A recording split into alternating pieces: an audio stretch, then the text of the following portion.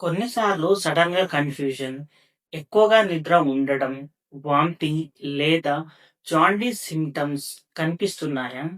కానీ exact reason ఏంటో తెలియదు.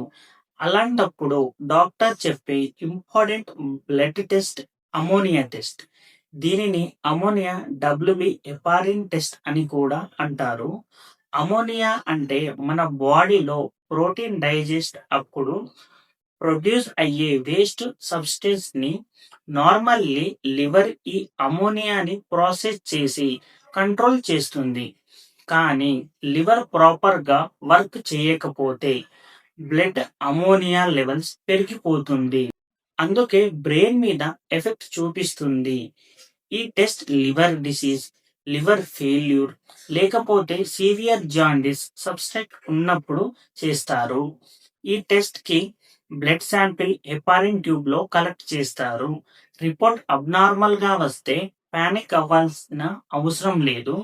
కానీ ఇమీడియట్ గా డాక్టర్ ని గైడెన్స్ ఇంపార్టెంట్. ఫ్యామిలీ టెస్టింగ్ వల్ల సీరియస్ కాంప్లికేషన్స్ ని ప్రివెంట్ చేయవచ్చు.